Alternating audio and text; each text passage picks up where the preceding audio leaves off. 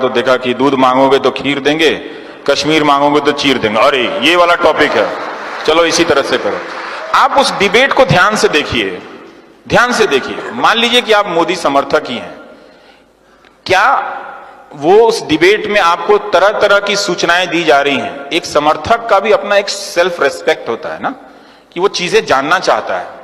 तो क्या वो मीडिया आपको ढंग से बता रहा है, आपका सेल्फ रेस्पेक्ट बढ़ा रहा है? वो दरअसल आपको इंसल्ट करता है रोज कि आप उनके वोटर हैं, आपको गलत बातें बताकर, झूठ बातें बताकर लाल रंग का टांग देगा। चिन्मयानंद स्वामी के खिलाफ कुछ होगा, सब साइलेंस में चले जाएंगे। आजम खान के यहां बकरी पे भी केस होगा, घंटों घंटों बहस होने लगेगी। तो वो आपको हमेशा एक अपने पड़ोस के मुसलमान को वो हमेशा दुश्मन के रूप में देखना सिखा रहा है। मैं साफ साफ कहता हूं, और इसको आप नोट कर लीजिए। और ये बात मैं लड़कियों से कहना चाहता हूं कि भाई देख लेना, जो लड़का किसी समाज से नफरत करता हो वो ना अच्छा पति बन सकता है, ना प्रेमी बन सकता है, ना भाई बन सकता है। देख लेना, ऐसे किसी लड़की से, आईटी सेल वाले से शादी मत कर लेना भाई, बता रहा हूं ध्यान से। पता चला कि दहेज तो नहीं देना चाहिए, मां बाप ने चोरी छुपे कुछ पैसा दिया, लाखों रुपए भी गए और मिल गया और नफरत करने वाला, तो वो प्रेमी नहीं हो सकता है। मोहब्बत बहुत जरूरी है दोस्त, मिट्टी से भी और इंसान से भी। ऐसा नहीं हो सकता कि इंसान से मोहब्बत ना करो और कहो कि हम मिट्टी से मोहब्बत करते हैं। हम मिट्टी से मोहब्बत इसलिए करते हैं कि उस मिट्टी में बसने वाले इंसानों से भी मोहब्बत करते हैं। ये बात ध्यान रखिएगा। आज इंदौर में बीजेपी के आईटी सेल के प्रभारी हैं विक्की मित्तल, फेसबुक पे उन्होंने क्या लिखा कि गोडसे जी की पिस्तौल की नीलामी करवा दीजिए, पता चल जाएगा देशभक्त थे कि आतंकवादी थे।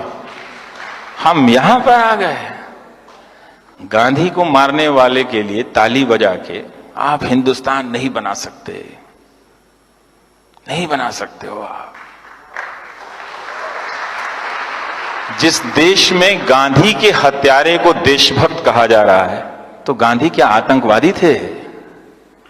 अब हम यहां पर आ गए हैं, क्या आपने उनको वोट दिया तो इसकी सजा इतनी दी जाएगी आपको कि आपको मूर्खों के झुंड में बदल दिया जाएगा? कि एक वोट देने के बदले, आप कितना प्यार करते हैं प्रधानमंत्री को, लेकिन उसके बदले में आपको उस झुंड में बदला जा रहा है कि आप गांधी के हत्यारे को गोडसे जी गए। थोड़ा सावधान रहिए, हो क्या रहा है इस देश में। और वो फेसबुक पे लिख रहे हैं, ये कभी हुआ था? कभी नहीं हुआ था।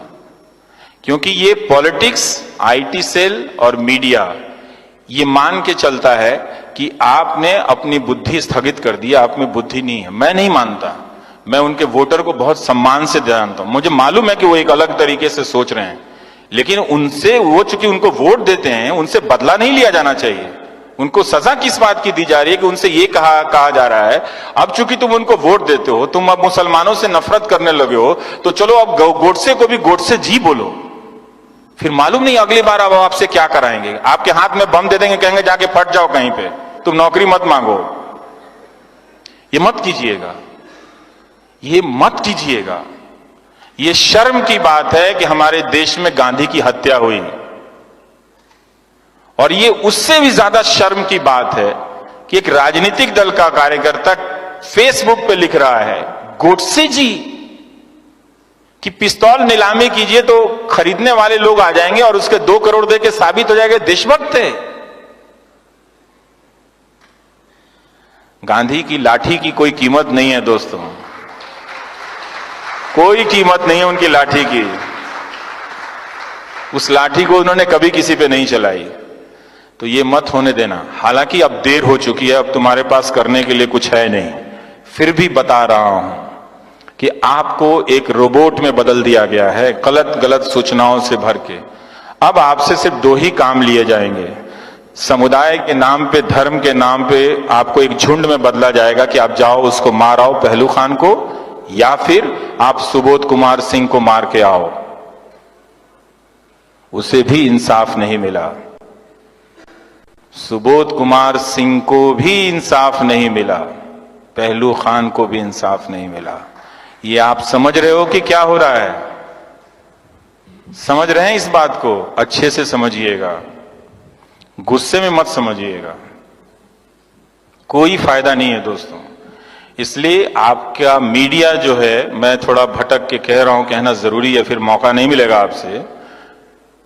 आपका मीडिया अब आपसे बदला ले रहा है।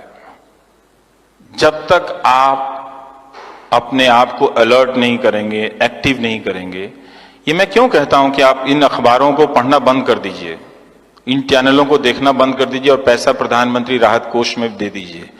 ये मैं इसलिए इस उम्मीद में कहता हूं कि आप दबाव डालेंगे तभी मीडिया स्वतंत्र होगा,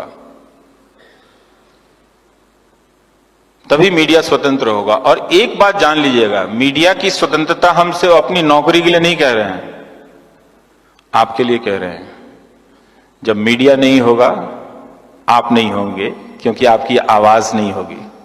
आप 4 दिन के लिए अपने कमरे में बंद कर लो घर को, बोलो नहीं, आप ये करके दिखा दो और फिर सोचना कि 46 दिन से कश्मीर के लोग कैसे रह रहे हैं। Thank you.